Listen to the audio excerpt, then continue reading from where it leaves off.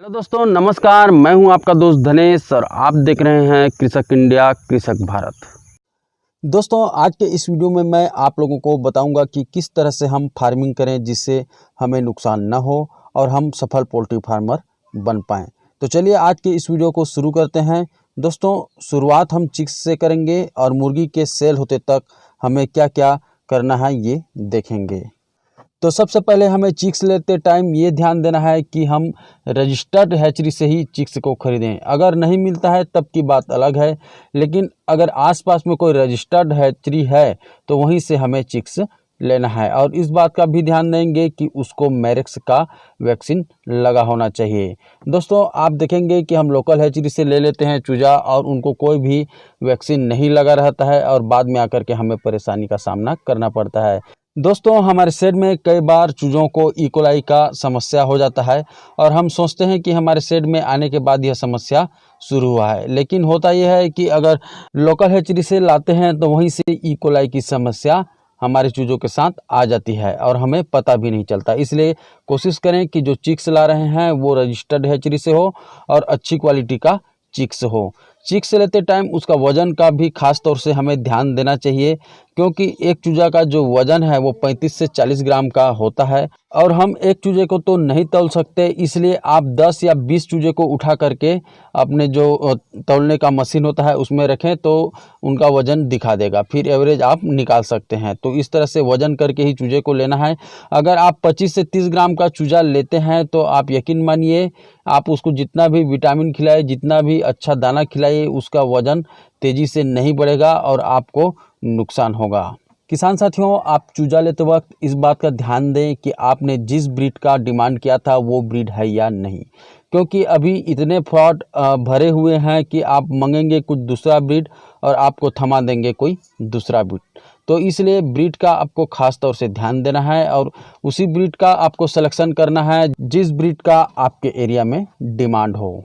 दोस्तों, अब आ जाते हैं हम दाना के ऊपर। दाना प्री स्टार्टर, स्टार्टर और फिनिशर, इतने दाना हम अपने पोल्ट्री फार्मिंग में यूज करते हैं। और अगर लेयर फार्मिंग कर रहे हैं तो लेयर मैश फीड हम यूज करते हैं।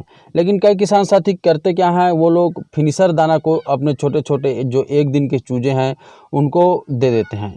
फिनिशर दाना को अच्छी तरह से वो लोग कूट लेते हैं, यानी कि छोटे छोटे बारीक बना लेते हैं। उसके बाद उसी दाना को अपने जो छोटे चूजे हैं, 15 दिन से कम एज के जो चूजे हैं उनको भी खिला देते हैं। और फिर बाद में मुझे कमेंट करते हैं कि सर, हमने अपने चूज़ों को सभी प्रकार की दवाई दिया और ये दिया, लेकिन हमारे चूजे का जो वज़न है वो नहीं बढ़ रहा है। तो दोस्तों, जो छोटा चूजा होता है उसके लिए प्री स्टार्टर दाना होता है, उसको आपको कम से कम 15 दिन खिलाना ही होगा। चाहे आप फ्री रेंज में छोड़ने वाले हों, फिर भी आप कम से कम 15 दिन प्री स्टार्टर खिला के ही अपने चूज़ों को फ्री रेंज में छोड़ सकते हैं। दोस्तों, जैसे कि एक छोटा बच्चा है, उसको दाल और चावल को बारीक पीस करके उसको पानी में घोल करके तो नहीं पिला सकते अगर वो नवजात है, 1 महीने 1.5 महीने का है तो। उसी तरह से ठीक इनका भी होता है, चूज़ों को भी प्री स्टार्टर देना पड़ता है, क्योंकि जिस तरह से दूध में सभी आवश्यक पोषक तत्व बच्चे के लिए होता है, उसी तरह से प्री स्टार्टर दाना में जो छोटा चूजा है उनको ध्यान में रख करके बनाया जाता है। तो उसमें जो है सारे पोषक तत्व होते हैं जो छोटे चूज़ों के लिए ज़रूरी होते हैं और तेज़ी से उनका जो ग्रोथ भी होता है और इम्यूनिटी सिस्टम को भी वो सही करता है। और अगर आप शुरुआत से ही फिनिशर दे देते हैं तो उसको वो पचा भी नहीं पाएंगे और उनका जो है ग्रोथ भी नहीं हो पाएगा। तो इसलिए आप शुरुआती 15 दिन कम से कम प्री स्टार्टर दाना दें।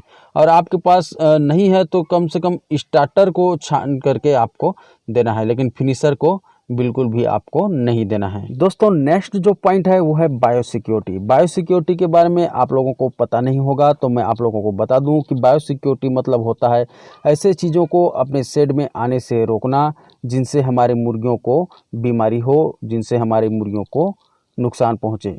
तो दोस्तों, ये जो बायोसिक्योरिटी है वो हमारे शेड के बाहर से शुरू हो जाता है और कोई भी इंसान हमारे शेड पे आता है तो उसको हम पैर धुला करके, यानी कि फार्मेलिन का जो 2% का जो घोल बनाए रहते हैं उनमें उसको पैर डुबाना होता है। अगर कोई माल उठाने के लिए गाड़ी आ रहा है तो उसके जो पहिए है उस पर हम फार्मेलिन का स्प्रे करते हैं।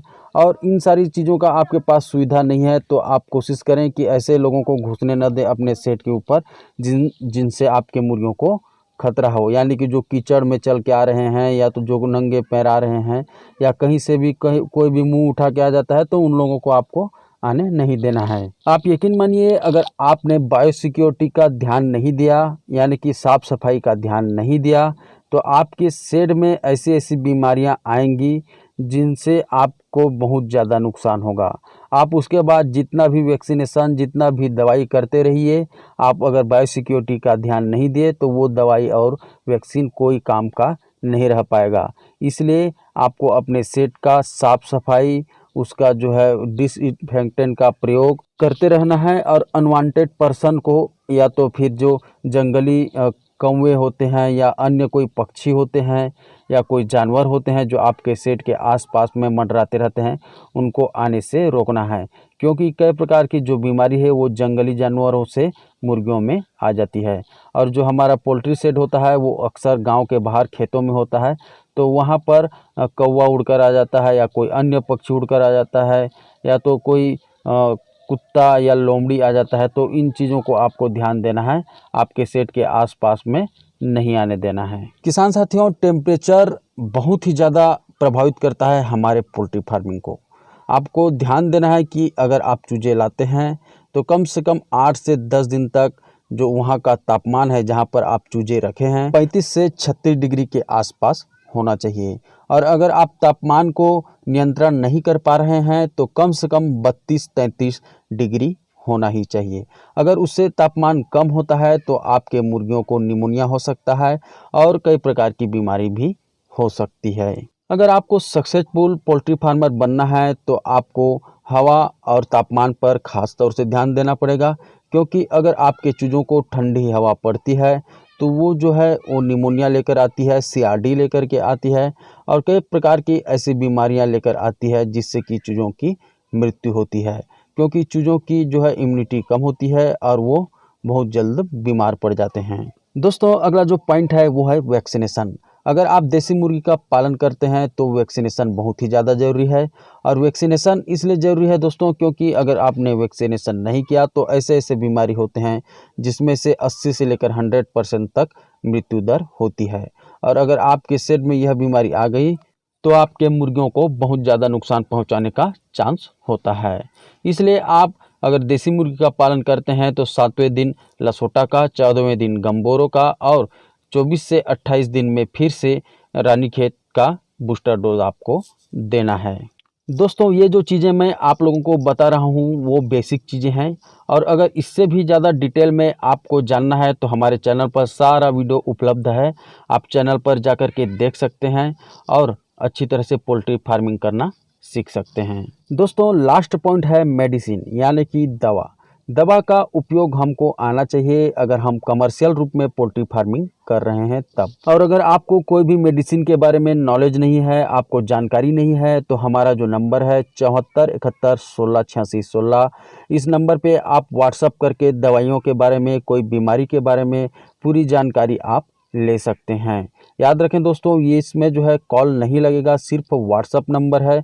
तो आपको जो भी आपकी परेशानी है उसको वॉइस में या तो टाइप करके व्हाट्सएप के माध्यम से सेंड कर देना है। दोस्तों, आप लोगों को पता ही होगा कि पोल्ट्री फार्मिंग में 1 दिन से लेकर के 20 से 25 दिन तक अपने चूज़ों को पालना ज़्यादा कठिन होता है। उसी दौरान चूज़ों की ज़्यादा मृत्यु होती है। और अगर आप नए पोल्ट्री फार्मर हैं और आप 1 दिन से लेकर के 40-50 दिन तक किस तरह से पोल्ट्री फार्मिंग करना है इसको आप जानना चाहते हैं तो मेरे पास टाइप किया हुआ मटेरियल मिल जाएगा। तो आप मुझे 74 71 16 86 16 पर व्हाट्सएप करके इस चीज़ को भी मंगा सकते हैं। इसका कोई भी चार्ज आपको नहीं लगेगा, बिल्कुल फ्री में है। आप बस मुझे व्हाट्सएप कर दीजिए कि मुझे 1 दिन से लेकर के 50 दिन तक किस तरह से पोल्ट्री फार्मिंग करना है, उसका टाइपिंग मटेरियल चाहिए। तो मैं जैसे ही आपका मैसेज देखूंगा तुरंत आपको उसको सेंड कर दूंगा। तो ठीक है दोस्तों, ये तो थी कुछ बेसिक सी बातें जिनको आपको जानना बहुत ही ज़्यादा ज़रूरी था।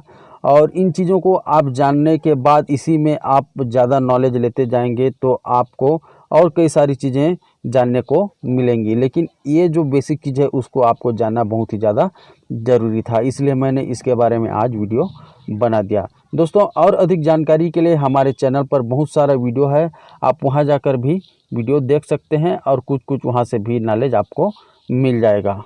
तो ठीक है दोस्तों, आज के इस वीडियो में बस इतना ही। और अगर आपको आज का वीडियो अच्छा लगा हो तो चैनल को सब्सक्राइब कर दीजिए और वीडियो को लाइक कर दीजिए। और अगर अच्छा नहीं लगा तो आप डिसलाइक भी कर सकते हैं। तो ठीक है दोस्तों, मिलते हैं फिर एक नए वीडियो के साथ। तब तक के लिए जय हिंद।